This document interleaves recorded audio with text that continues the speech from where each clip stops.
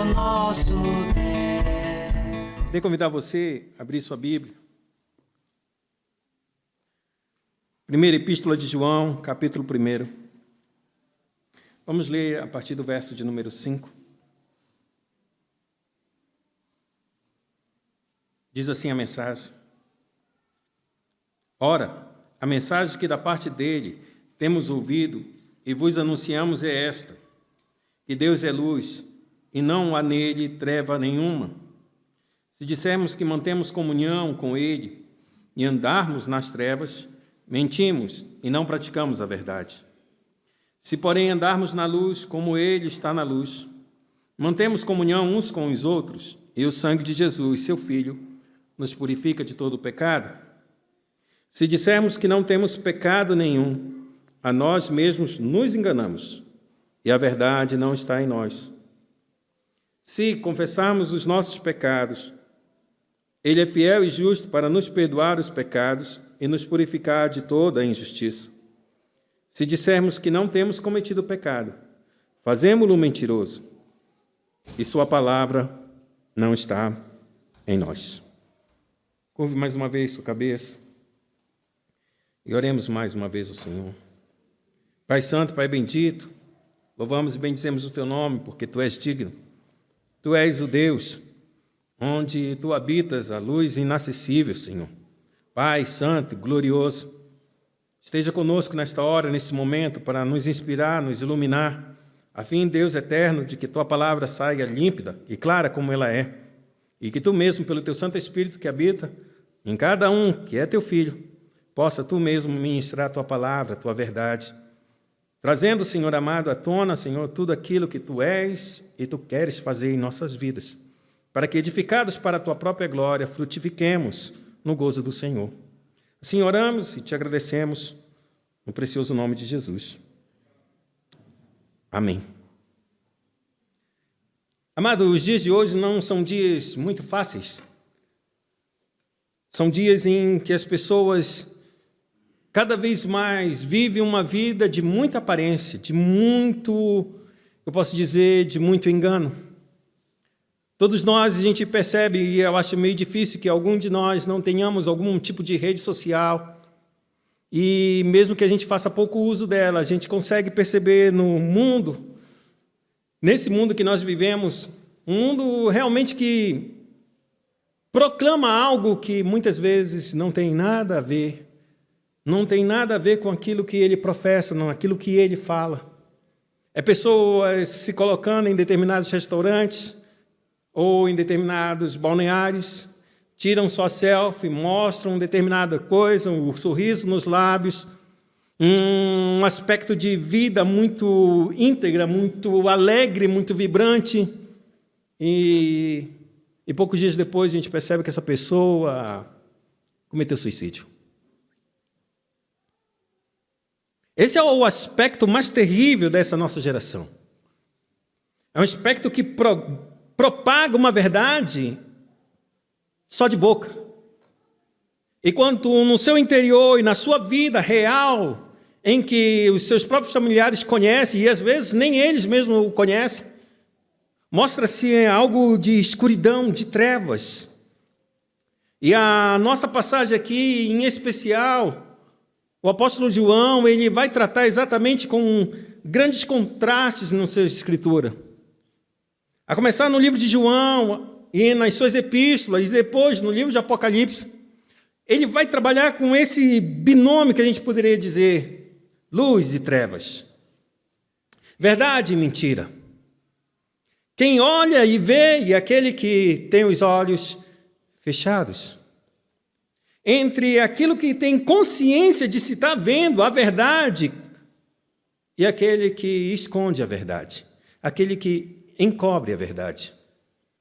E parece que quando João ele escreve isso, e já se passam 2000 anos dos escritos de João, mostra algo muito maravilhoso, porque parece que ele está falando aos nossos dias, parece que ele está falando com a nossa geração, que propaga uma coisa que não é verdade. E para que a gente possa ter uma dimensão clara disso, João ele não está falando aleatoriamente, como se estivesse brincando de filosofia entre luz e trevas, verdade e mentira, Percepção e engano? Não, ele não está fazendo isso. Ele está lutando, sim, contra pessoas que estão falando coisas totalmente diferentes de quem é o Cristo. Porque se João tem algo para nos dizer, ele é diferente de todos os outros apóstolos, ou melhor dizendo, dos evangelistas. Porque apesar de todos os evangelistas reconhecerem que Cristo é o Senhor, que Cristo é Deus, eles nunca vão falar isso dentro das suas narrativas. É só João que proclama um Deus que não é nascido de uma virgem. Ele proclama um Deus que é Deus, mas é um Deus que é encarnado. João é aquele que vai mostrar quem é o Verbo. E aí, dentro desse papel e dentro dessa perspectiva, ele vai apontar e vai mostrar claramente quem é esse Deus. E é isso que a gente vai discorrer nessa noite. A gente vai, pela graça de Deus, perguntar a nós mesmos e a responder essa mesma pergunta. Quem é o Senhor e o que Ele nos chama para estar? Aonde Ele nos chama? Aonde realmente que Deus tem nos chamado para estar com Ele? E é exatamente isso. Se a gente não sabe quem é esse Deus, a gente pode proclamar um Deus que não é o verdadeiro e podemos assim andar com um Deus que não é Deus. Mas na nossa concepção e na nossa certeza, a gente acredita que está na verdade. E é por isso que João ele vai falar algo precioso para nós. E o que é de tão importância é, qual é a importância de saber quem é Deus? Qual é a grande importância de saber quem é Deus? Saber a sua real natureza? E a resposta nas Sagradas Escrituras ela é bem simples. Porque nós nos tornamos aquilo que nós adoramos. Queria que a igreja realmente repetisse isso. Eu me torno aquilo que eu adoro. Eu me torno aquilo que eu adoro. Essa verdade é tão preciosa, e tão poderosa, e tão fundamental nas nossas vidas, que é por isso que a gente precisa entender quem é o nosso Deus. Porque se eu não estiver adorando o Deus que é o verdadeiro, que é real e que é único, eu vou adorar um outro Deus, e eu vou me tornar como esse outro Deus. E esse outro Deus que eu vou adorar, que não é o verdadeiro, será conforme a minha imagem, conforme a minha semelhança. Porque a Bíblia diz que quando Deus nos criou, Ele nos criou a sua imagem e conforme a sua semelhança. E quando nós caímos, Deus continua a nos chamar para vir exatamente a esse ponto. Me adora, para que tu possas ser como eu sou. E é isso que João ele vai dizer. Até agora nós não sabemos, mas quando ele se manifestar, nós saberemos quem nós somos. Porque como ele é, nós seremos. E João é bem claro nisso. E o salmista ele vai relatar isso a respeito de maneira bem clara e concisa, no Salmo de número 115, que a gente gosta muito de ouvir, e muitas vezes se tornou uma forma apologética para se debater contra todo aquele que se levanta contra, ou melhor dizendo, todo aquele que defende o culto à imagem, o culto a personalidades, o culto a esculturas. E o Salmo 115, ele vai nos narrar algo precioso, pois ele diz, no céu está o nosso Deus e tudo faz como lhe agrada. Prata e ouro são os ídolos deles, obra das mãos de homens. Tem boca e não falam, tem olhos e não veem, tem ouvidos e não ouvem. Som nenhum sai-lhes da garganta. Tornem-se semelhante a eles, os que os fazem e quantos neles confiam. Espera aí. Então, quando um escultor, um artista, esculpe uma imagem, ele vai se tornar como essa imagem. Quando alguém se prostra e adora uma imagem, ele se torna como essa imagem. E o que essa imagem é, salmista? Tem olhos e não vê. Tem boca, mas não fala. Tem ouvidos e não ouve nada. E enganado, ele se prostra e adora. E ele se torna aquilo que essa própria imagem é. Vazia. Sem vida. Mas o nosso Deus não é assim. Por isso, João, em sua revelação, e ele vai dizer exatamente isso, quando ele trata o texto de maneira que ele não estava trazendo algo novo, algo revelacional, algo de olha, é a primeira vez que vocês vão escutar o que eu tenho para dizer para vocês. Não, essa é a vez que eu estou dizendo desde sempre o que todos os profetas disseram depois de mim, ou melhor dizendo, antes de mim, tudo quanto a Escritura tem dito, é isso. E o que é que ele está dizendo, Abraão? Dizendo de maneira bem clara. Ele diz, aquele que era desde o princípio, o que temos ouvido, o que temos visto, com os nossos próprios olhos, o que contemplamos e as nossas mãos apalparam, com respeito ao verbo da vida. 1 João capítulo 1, verso 1, é assim que inicia o texto dele. O que ele está dizendo é aquilo que a gente tem falado desde o princípio. E o que eu tenho falado para vocês é que a gente andou com ele, a gente viu ele, a gente tocou nele. O Deus que a gente diz que se encarnou, eu toquei, eu olhei, eu vi. O Deus que se encarnou não é um fantasma. Pois era essa a grande tese daqueles que se levantavam contra o Evangelho, dizendo que Cristo não havia nascido, não havia vindo em carne, mas era apenas um espectro, parecia de carne, mas não era carne. Mas João, ele acaba com isso e ele diz, desde o princípio nós temos falado que Deus habitou entre nós e vimos sua glória, como glória do unigênito do Pai, cheio de graça e de verdade.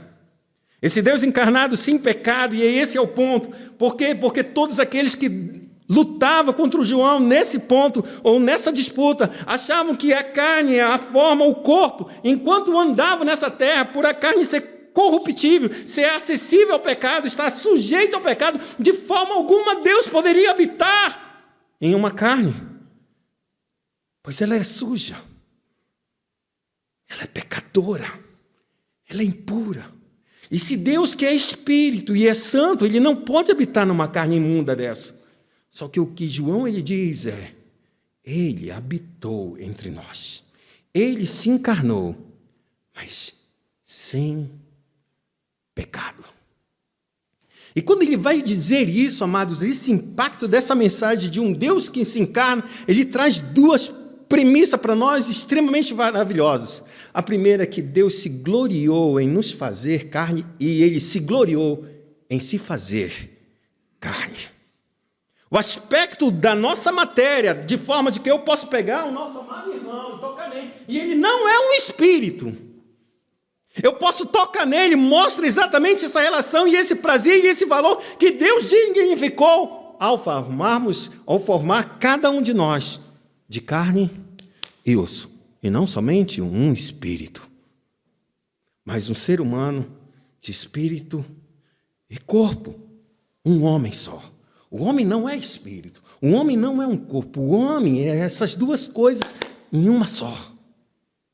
Pelo que quando Cristo ele vai nos salvar, sim, esse corpo vai morrer, mas a Bíblia declara que eu não vou viver como os anjos sem corpo. Um espírito ressurreto. Não, a Bíblia declara que Deus há de nos dar o quê? Um novo corpo, um corpo glorioso, onde esse Espírito que Ele havia formado possa habitar e possa glorificar a Deus, não somente em espírito, mas também neste corpo. Essa é a dignidade quando Deus ele desce nessa terra e se transforma e se manifesta em carne. Ele dá glória a este homem. Por isso a Bíblia é clara, o salmista nos diz, Deus que é o homem, o que tu fizeste com esse homem? Porque tu olha tão atentamente para esse homem, porque tu fizeste ele um pouco menor do que Deus, e de glória e de honra o coroaste, e colocaste ele sob domínio sobre todas as coisas que tu criastes. Esse é o Deus. Mas a gente não vê essa relação e essa glória manifesta entre nós, entre os homens. Por quê? Porque caímos e pecamos e caímos terrivelmente. Perdemos muito daquilo que é a imagem e semelhança de Deus. Perdemos muito. Hoje o que nós vemos é apenas um borrão da glória de Deus em cada ser humano. É por isso que é muito difícil a gente perceber um determinado homem ou uma determinada mulher que com um talento maravilhoso e esplendoroso, seja ele na casa do Senhor ou fora dele, a gente diga, nossa, que maravilha de dom e de talento da parte de Deus, que Deus colocou sobre a vida desse homem, e num instante seguinte a gente vê este homem ou esta mulher cometendo as piores atrocidades que a gente pode perceber. Porque os dons e talentos de Deus, como as Escrituras dizem, e Paulo fala, eles são irrevogáveis. O que Deus te deu, Ele não vai te tomar. O que Deus nos dá, Ele não toma. E é pensando nisso que muitas vezes os nossos sentidos e a nossa percepção erra, e erra feio. E aí nós nos enganamos porque nos achamos muito especiais por determinados talentos e dons que tenhamos e que assim manifestamos. Parte da glória de Deus. Mas João, ele mostra algo maravilhoso para nós. Ele diz, Deus não é assim. O Cristo que encarnou não é assim. E o profeta Isaías, ele diz, então a quem vocês vão me comparar? Quem será como eu? Alguém que possa ser semelhante com quem vocês podem colocar do meu lado e me confrontar dizendo, está vendo só, Deus? Essa pessoa aqui é parecida com você. Diz, não existe. Não há com quem se comparar. Esse Cristo que anda na terra, que a Bíblia declara que ele, sendo em forma de Deus, não usurpou ser igual a Deus. Antes se esvaziou e se humilhou e se fez carne e habitou entre nós. Esse homem se tornando, então, servo. E ele foi obediente até a morte, humilhando-se cada vez mais, com uma morte de cruz. Aonde está a glória desse Cristo? Aonde está? Não está, está exatamente em glorificar aquilo que mais Deus preza, a obediência do servo. É que isso que Cristo caracteriza toda a vida de Cristo, a sua obediência ao Pai. Porque eu não vim para ser servido, mas para servir e dar a minha vida em resgate de muitos. Dentro dessa ideia, ou nessa dimensão em que no Cristo não há pecado, em que em Deus não há treva nenhuma, e é nessa percepção que a gente tem que encontrar Deus. Toda vez que você adentrar na presença do Senhor, seja aqui, ou seja em qualquer lugar que você se colocar diante de Deus, no seu quarto, no seu trabalho, em qualquer momento em que você levante sua voz ou pegue as Escrituras Sagradas para abrir, lembre-se sempre, Deus é santo, Deus é luz e nele não há treva nenhuma, ou seja, o que Deus é, Ele é perfeito, Ele é puro, não há falha alguma nele. Mas Abraão, eu já sei que Deus... Você não tem a dimensão do que é essa santidade. A santidade, para a gente, tudo que a gente entende a respeito das coisas que Deus nos dá, e todos os atributos que Deus é comparável exatamente a uma porção da parte dele. A gente só sabe que Deus é santo à medida em que a gente se aproxima dele, e à medida que a gente se aproxima dele, a luz de Deus começa a aclarar, para eu deixar de uma forma bem analógica para nós entendermos qual é a dimensão disso. Se eu pegar na pele de uma criança recém-nascida, e eu passar meu dedo ou a minha mão sobre ela, você sente que ela é lisinha, é ou não é? Concorda comigo? Extremamente lisa, extremamente macia. Mas, se de alguma forma a gente precisa fazer um exame nessa criança, e colocar um microscópio sobre a pele dessa criança, e quando a luz incidir sobre a pele da criança, a gente vai perceber toda a rugosidade da pele dela. O nosso tato, que parece ser tão bom para captar cada um das ranhuras, não consegue. Só percebe que é lisa. Mas o microscópio, ao vê-la, percebe toda a rugosidade e a gente diz, como posso dizer que isso é liso? A forma como que a gente permite com que nós venhamos ter um conceito de nós mesmos ou um conceito de Deus vai depender da luz de Deus chegando ao nosso coração, enquanto a luz de Deus não chegar no nosso coração, de tal maneira que a gente possa enxergar, a gente vai acreditar que está tudo certo e está tudo bom. Mas Isaías, a Bíblia declara que quando no ano que morreu o rei Uzias, ele entrou no templo, e quando ele entrou no templo, ele foi fazer o que ele acostumava fazer, os rituais de sacerdócio que a ele era responsável para fazer como um sacerdote, não somente como um profeta, mas como um sacerdote. A Bíblia declara que naquele dia em que ele entrou, mais um dia, com quantos outros ele entrou na casa do Senhor, no templo do Senhor, para oferecer incenso, a Bíblia declara que abriu-se a visão dele. O Senhor sempre esteve. E a Bíblia declara que ele viu o Senhor assentado num alto e sublime trono, e a aba das suas vestes enchiam todo o templo.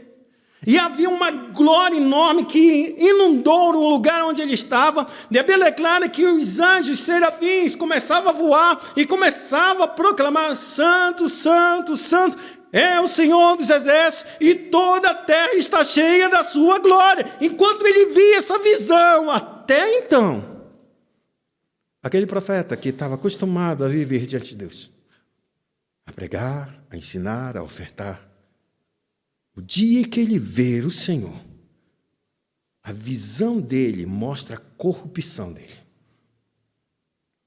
É por isso que João, ele vai argumentar com todos aqueles que estão diante dele e escutam a sua carta: percebam, Deus é luz e nele não há trevas. Você não está indo para Deus, você não está servindo um Deus que ele é meio limpo, meio puro. Ele é meio mesclado. Não, sabe, tem alguma sombra.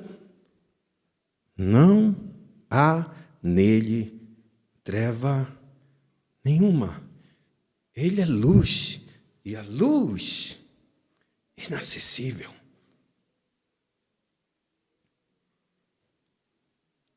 E isso é importante para nós sabermos que ele é luz. Porque a ideia de luz, João também confronta com conhecimento. O Deus que é luz, ele é o detentor de todo conhecimento, é a fonte de toda sabedoria. Dele emana tudo isso. E por essa sabedoria e esse conhecer tão profundo, e conhece aquilo que está escondido, e por isso ele é capaz de não somente trazer à tona tudo aquilo que está em trevas, tudo aquilo que o homem não conhece, tudo aquilo que o homem não consegue ver. A Bíblia declara que por Deus conhecer todas as coisas e ter toda a sabedoria, ele é capaz de manifestar tudo aquilo que está escondido, tudo aquilo que está oculto. Cada parte de nossa, cada parte da nossa mente, cada forma como a gente reage ou pensa, tudo Deus manifesta, e de uma maneira muito clara. E foi isso que ele fez diante de Isaías. E o que é interessante é que o livro de Daniel, quando ele vai fazer essa declaração, ele diz que conhece aquele que é profundo e escondido, conhece o que está em trevas, e com ele mora a luz.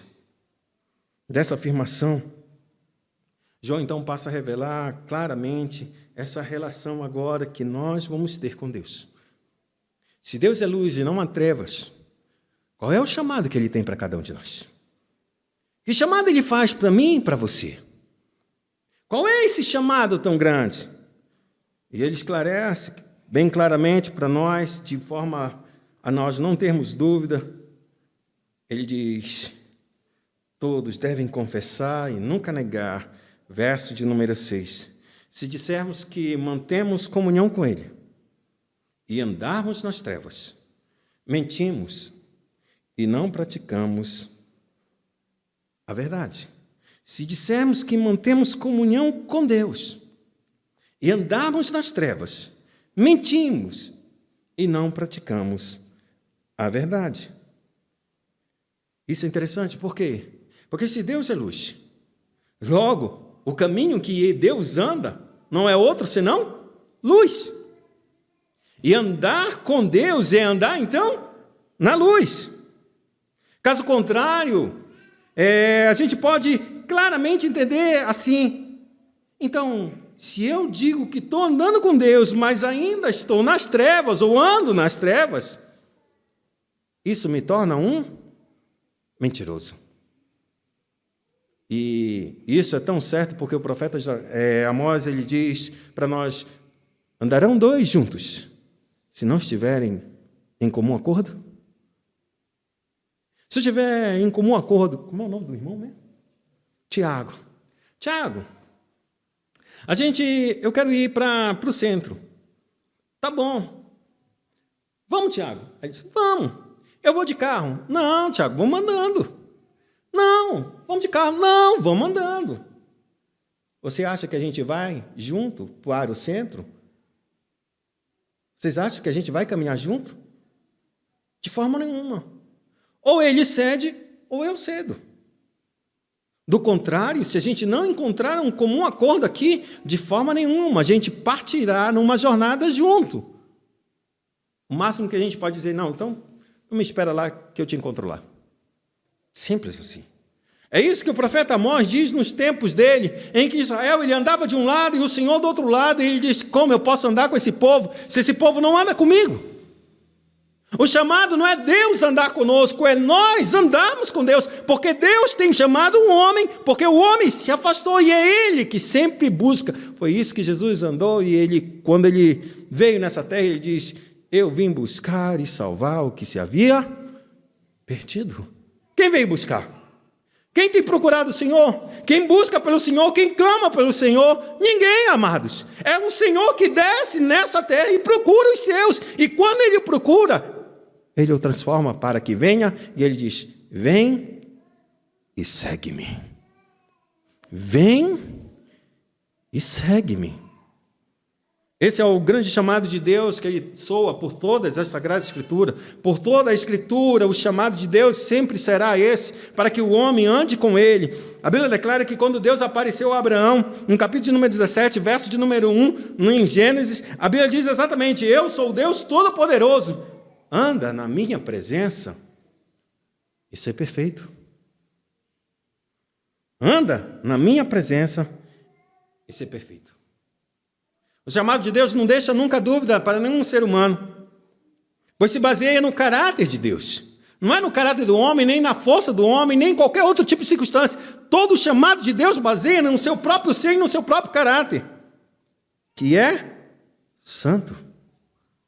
De sorte que não se pode ter dois caminhos, não se pode ter dois senhores, ou se é por Deus, ou é contra Deus.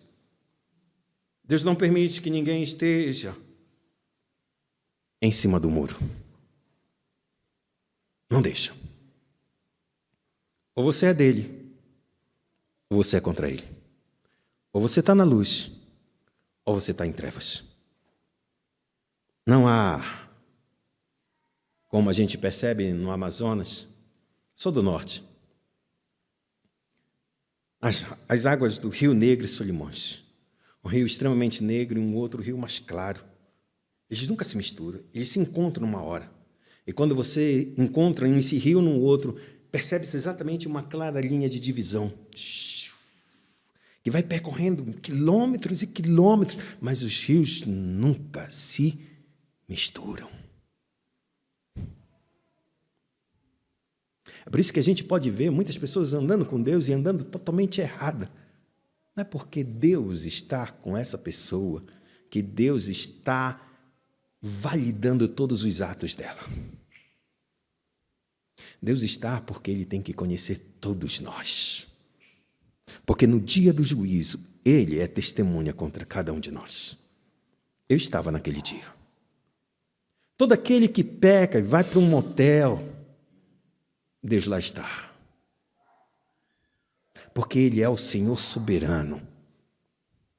Ele é o onipresente. Ele é o onisciente. Ele é. Mas não pensa que porque Deus está ali no meio do pecado, onde todo mundo está fazendo a depravação, que Deus está consciente. Não. Essa presença de Deus não é uma presença aliançada. Diferente de mim, diferente de você que anda com Deus e que tem um pacto com Deus, que tem uma aliança com Deus, Deus anda conosco por causa do pacto que Ele tem com Cristo Jesus, que Ele nos aliançou nele. Esse é um andar muito diferente do que Deus anda com todos aqueles que estão aí fora. Como diz o apóstolo Paulo, porque nele vivemos, nos movemos e existimos. Quem é Quem são esses que se movem, que vivem e que existem? Todos os homens. Porque nele vivemos, nos movemos e existimos. Deus sustenta toda a criação, com a sua presença, com a sua palavra e com a sua providência. Mas só os eleitos são chamados, aliançados para estar com ele. Verso de número 7, João ele vai dizer: se porém andarmos na luz, como ele está na luz, mantemos comunhão uns com os outros, e o sangue de Jesus, seu Filho, nos purifica de todo o pecado. Está certo, Abraão? Agora que eu sou salvo, que agora que o Senhor me transformou, que agora o Senhor mudou meu coração, de fato, o que eu vou entender? Eu vou entender que Deus é santo, que Deus é luz, nele não há trevas. Toda vez que eu me chego a ele, eu me chego a um Deus santo, santo, santo e santo, e que ele não aceita nenhum tipo de impureza na minha vida. Mas Abraão, eu ainda sou um pecador, e é isso que Deus ele está chamando cada um de nós a uma responsabilidade. E a responsabilidade é de andar o quê? Perfeito? Não, ele nunca vai encontrar isso em nós. Mas é um andar consciente da santidade de Deus. Um andar consciente de que ele nos purificou. Que somos pecadores redimidos, mas ainda somos pecadores. E a nossa consciência de que Deus é santo e que ele nos salvou e mudou nosso coração, e que ainda assim o pecado ainda instiga a nossa vida para fazer aquilo que nós realmente detestamos, se assim somos nascidos de novo. O que compete a nós, nesse caso, é um andar humilde diante de Deus. Sim, é um andar que confessa a nossa incapacidade de viver à altura do padrão de Deus. É por isso que quanto mais você anda com Deus, mais o teu coração tem que ser humilde. Mais você deve confessar seus pecados. Certa vez eu ouvi um testemunho de uma senhora, de uma irmã, e ela estava fazendo um processo de entrega diante do Senhor, processo de consagração, que é muito isso comum nas igrejas pentecostais. Mas o fato é, o que eu queria colocar é exatamente isso. Essa mulher entrou num processo de jejum, de se humilhar diante de Deus, para que Deus cada vez mais trouxesse quebrantamento no seu coração. E essa mulher tinha uma criança bem pequenininha, 3, 4 anos de idade, e de repente ela vê a mãe dela chorando no quarto: Senhor, me perdoa, sou pecadora, eu sou isso e aquilo outro. E ela começou a abrir o seu coração diante do Senhor. Ela está no quarto dela, dentro do seu lar, se colocando diante do Senhor, abrindo o seu coração, mostrando toda a sua fragilidade, seu pecado diante do Senhor, a sua incapacidade de viver na santidade que tanto Deus deseja e que Ele é. Então essa criança, a filha dela, o filho, eu não lembro muito bem, chega com ela e disse: mamãe, para. A filha começou a ficar desesperada, porque via a mãe chorando diante de Deus, e a mãe: não, a senhora não é uma pessoa má, mamãe, a senhora não é uma pessoa má, a senhora é uma pessoa boa, mamãe, a senhora é uma pessoa muito boa. Na inocência dessa criança, ela via sua mãe sem defeito. Ela via sua mãe sem erro. Mãe, a senhora não falha. Mamãe, a senhora não erra. Mamãe, a senhora é perfeita. Quem tem filho pequeno sabe que certas coisas acontecem que a gente diz: nossa, quando ele não nos consola, arrebenta com a gente, não é não? Aí das duas uma. É 8 ou 80, como se diz. Ou ele nos consola e a gente vai lá em cima nas nuvens, ou ele arrebenta com a gente vai lá embaixo, que a gente diz: nossa, meu Deus, podia se mandar outro não para entregar um recado como esse? Mas é basicamente isso. O que Deus está dizendo é que, à medida que a gente se aproxima de Deus, mais a nossa impureza vem à tona. E mais a gente percebe a misericórdia de Deus para conosco, porque se existe uma coisa que é tão proporcional a isso, é maior nível de conhecimento, maior nível de cobrança. Quanto mais conhecimento nós temos, maior é o juízo que vai vir para a nossa vida. Então, Abraão, eu não vou querer aprender mais nada, porque assim fica mais fácil para mim. Mas essa não é uma opção sua. não é uma opção para a igreja. Conhecer e prosseguir em conhecer ao Senhor como a alvorada. Pois a luz do justo é como o dia, que vai brilhando, brilhando cada vez mais e mais, até se tornar dia perfeito. Se o pouco de luz que tu tens, o apóstolo João diz, cresce na graça e no conhecimento de nosso Senhor Jesus Cristo. Essa é uma ordem e é um imperativo, amado. Vocês não têm escolha, eu não tenho escolha. Cresçamos conhecendo a graça e o conhecimento de quem é o nosso Senhor. E é isso que Isaías, diante dele, e eu volto a repetir, quanto maior o conhecimento que temos, maior deve ser o nosso quebrantamento diante de Deus. Se você vê muitas pessoas que têm tanto conhecimento e se portam orgulhosamente, esse não é o conhecimento da parte de Deus.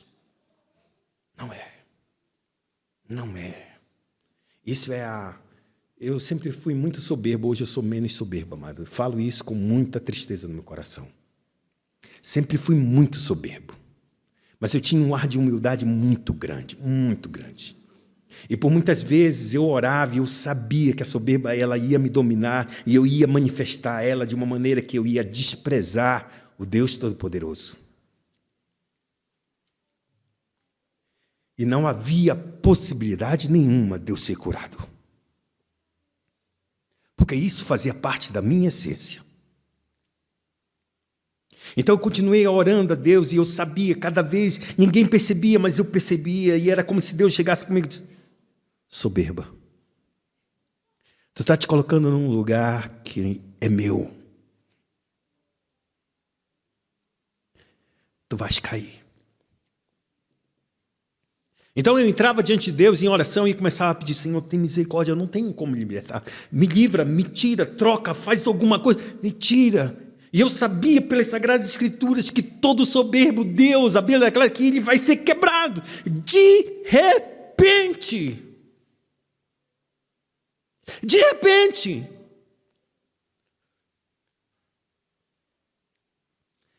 E eu orava ao Senhor, tem misericórdia. Muda a minha vida. Então traz esse castigo, esse juízo rápido, porque eu sei que eu vou cair, eu vou te desprezar, Senhor.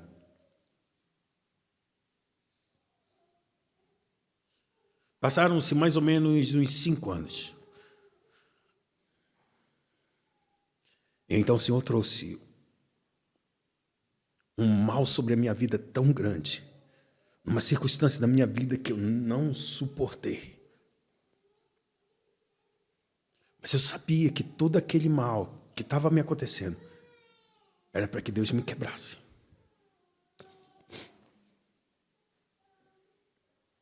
Eu sei que ainda há muita soberba no meu coração, amados. Sei que ainda há.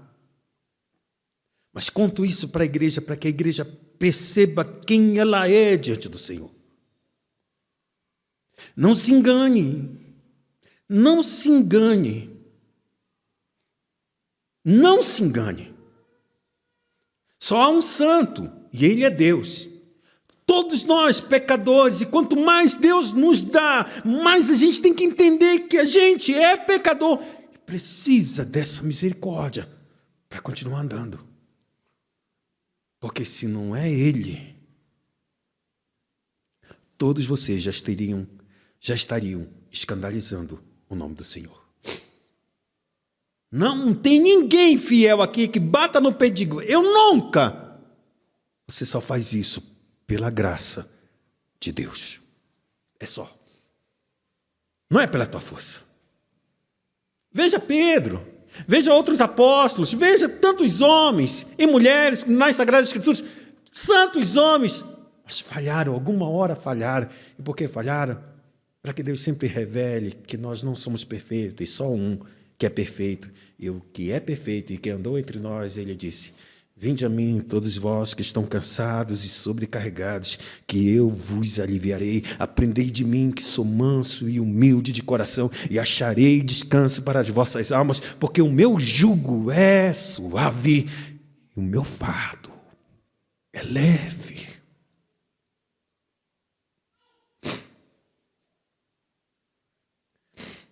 Essa é a grande característica de Deus, a santidade do Senhor. Ele tem que nos tornar cônscios dela e da nossa pecaminosidade. O que nós mesmos temos é apenas pecado, transgressão, injustiça, iniquidade. João, então, ele pode dizer exatamente: se andamos nele, temos comunhão uns com os outros, e o sangue de Jesus nos purifica de todo pecado. E então, no verso de número 8, João ele vai nos afirmar algo precioso. Se dissermos que não temos pecado, a nós mesmos nos enganamos e a verdade não está em nós. Aqui está a nossa confissão: concordar com o veredito de Deus, isso é confessar. E confessar nada mais é do que concordar com o que Deus está dizendo a respeito de nós, de cada um de nós. Não há mistério, não há desculpa, não há se esquivar, se desviar. Não, Deus está dando um veredito a respeito de nós e nós chegamos diante de Deus e diz: Deus, o que tu falas a respeito de mim é isso mesmo. Eu confesso que é isso que o Senhor está dizendo a respeito de mim. É verdade. Foi isso que, quando Davi foi confrontado por Deus, disse: olha, tu és esse homem, foi tu que mataste Urias, foi tu, pela mão dos inimigos, foi tu. E Davi, ele claramente diz: pequei contra o Senhor somente pequei contra o Senhor. Uma confissão nada mais é do que concordar com a autoridade que diz a respeito de você, em qualquer ponto, em qualquer situação. E aqui é interessante para nós, porque quando a gente não anda nessa forma e diz que nós não temos pecado, não, parece que é muito forte essa palavra. Não, eu sou bem tranquilo, eu vou caminhando com o Senhor, eu não roubo, eu não fumo, eu não faço nada dessas coisas. Obrigado, irmão. Não, eu sou um crente fiel, eu caminho, eu dou o meu dízimo, eu vou à casa do Senhor, eu não chego atrasado. Não, eu participo do louvor, eu sei tocar, eu sei cantar, eu sei pregar, eu sei fazer liturgia, eu sei fazer muitas coisas, eu estou disponível sempre. A gente percebe que o engano começa a tomar conta das pessoas. E é isso não é de agora, isso é desde o Éden. Isso começou com Eva, depois com Adão, Caim. Isso tudo vai acontecendo com nossas vidas. Obrigado. Sempre acontece. Mas Deus nunca deixou o homem enganado. Ele sempre falou a verdade, sempre tem falado o caminho que deve ser seguido. E eu gosto de um exemplo maior de engano, é a vida de Sansão. A Bíblia declara que Sansão ele foi ungido por Deus, foi escolhido por Deus, e ele andou numa vida muito desregrada. Saiu quebrando os mandamentos do Senhor, um atrás do outro. Mas ele se gabava devido à sua força, devido ao Senhor sempre estar com ele, lhe dando livramento, independente das coisas que ele fazia. A partir do momento em que ele continuava recebendo da graça do Senhor para fazer determinadas proezas, ele imaginava que Deus sempre seria com ele, independente do que ele andava, ou da forma como ele pensava. Mas a Escritura, ela diz claro a respeito disso, que numa certa hora, diz claramente sobre Sansão que ele não sabia. Ele estava enganado. O livro de Juízes, capítulo número 16, 19 e 20 diz: então Dalila fez dormir Sansão nos joelhos dela. E tendo chamado um homem, mandou rapar-lhe as 7 tranças da cabeça. Passou ela a subjugá-lo. E retirou-se dele a sua força. E disse ela: os filisteus vêm sobre ti, Sansão. Tendo ele despertado do sono, disse consigo mesmo: sairei ainda esta vez como dantes e me livrarei. Só que o autor, o escritor, escreve, porque ele não sabia ainda que já o Senhor se tinha retirado dele. Esse é um dos versículos mais tristes das Escrituras Sagradas. Ele não sabia. Ele não sabia, amados. A situação dele é tão pior, é pior do que a de Saul. Saul, diferentemente de Sansão, ele diz: eu sei que o Senhor não fala mais comigo. Eu sei que o Senhor não se revela mais comigo, nem por Urim, nem por Tumim, nem por profeta, nem pela Bíblia. Ele não fala mais comigo, então vou procurar um feiticeiro para que, quem sabe, ele faça subir Samuel dentre os mortos e ele possa me dizer a vontade do Senhor. Havia um engano em Saul? Tinha. Mas uma coisa ele tinha certeza: o Senhor não era mais com ele. E qual era o grande engano de Sansão? Ele acreditava que o Senhor era com ele. Com todo o seu pecado, com toda a sua impureza.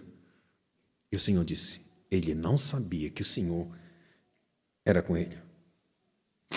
É esse mesmo homem que, depois de olhos vazados, moendo trigo, como um animal de carga, vivendo em uma prisão, em um calabouço. Aí esse homem agora quebrantado, se passa os anos, seus cabelos crescem, e então ele volta novamente para o lugar de destaque, para ser zombado e humilhado mais uma vez por sua arrogância. E naquela situação ele diz: Senhor Deus, peço-te que lembres de mim e dá-me força mais uma vez, ó Deus, para que me vingue dos filisteus, ao menos por um dos meus olhos. Toda a força de Sansão, toda a vaidade de Sansão, depois de anos, humilhado, esquecido, ele diz: Senhor, lembra-te de mim mais uma única vez e dá-me mais uma vez força para me vingar dos filisteus. Basicamente, cumprir o propósito pelo qual eu fui chamado, pois ele foi chamado dizendo exatamente sobre isso: ele iniciará a libertação do meu povo das mãos dos filisteus. E quem finda com isso é o rei Davi. Se dissermos que não temos pecado, se nós confessarmos nossos pecados, ele é fiel e justo para nos perdoar os pecados e nos purificar de toda injustiça. Se dissermos que não temos pecado, fazemos Deus mentiroso e a sua palavra não está em nós. Mas se confessarmos os pecados, a consciência nossa está sempre nessa questão: confessar pecados. É andar com Deus e confessar pecados. E quanto mais eu ando com Deus, mais eu ando na luz, mais Deus revela a impureza do meu coração. E quanto mais Deus revela a impureza do meu coração, mais eu confesso o pecado. Um dia que no meu batismo, batizou também um amigo meu. O Senhor nos salvou quase no mesmo tempo. E a gente acabou se tornando muito amigo. Eu vim conhecer ele basicamente no dia do batismo. E a gente teve uma caminhada de fé pelo menos por uns 2 anos. Depois de 2 anos, esse meu amigo, ele se tornou motorista e praticamente ele já não vinha mais no culto. Quem conhece a vida diária de um motorista é muito difícil para permanecer. Às vezes está de manhã, às vezes está à noite. E a própria vida, quem conhece realmente motorista sabe que é uma profissão extremamente difícil, extremamente corrupta no seu ambiente. E esse rapaz, esse meu amigo, começou a se afastar e foi se afastando. Caiu no mundo. E ele começou primeiro como cobrador, e aí então ele foi se afastando. E num determinado momento ele estava no ônibus, fazendo troco normal, e um assaltante entrou. E aí fez algumas coisas, ele ficou com medo, mas ele entregou o dinheiro e foi embora. Passado mais algum tempo, como se fosse um aviso de Deus para ele voltar a estar com Deus, se afastar. Passado um tempo depois, ele teve uma dor fulminante na barriga. Foi direto para o pronto-socorro. Estourou, como é que chama? O apêndice. Ele ficou por um triz de morrer. Apêndice, você sabe, que é uma infecção. Uma vez que ela rompe, ela infecciona todo o teu corpo, rapidamente. E é praticamente quase que morte. Aí eu fui visitar esse meu amigo. Rapaz, o menino estava tão quebrantado,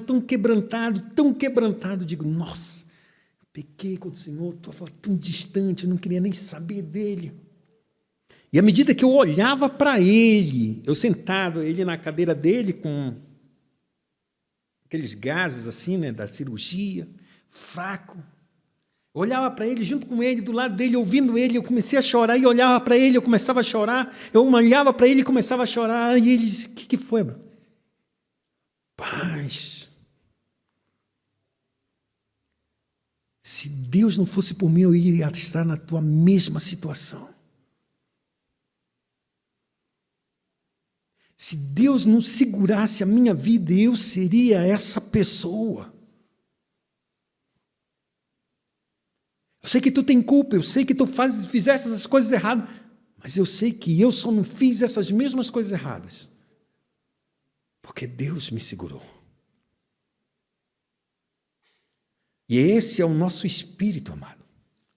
A gente reconhecer que a gente não é perfeito. E só somos o que somos pela graça de Deus. Por isso, Deus diz, se confessarmos os nossos pecados, Ele é fiel e justo para nos perdoar os pecados e nos purificar de toda injustiça. Mas se dissermos que não temos cometido pecado, dizemos que o nosso Deus é mentiroso e nosso Deus não é mentiroso. Significa dizer que nós estamos adorando um outro Deus, que não é o verdadeiro Deus. E mais, a sua palavra nunca esteve em nós. Nunca esteve.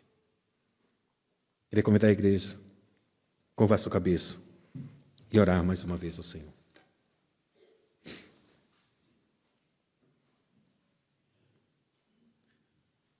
Soberano Deus e Pai Celestial, graças te damos, Senhor, porque Tu é um Deus santo.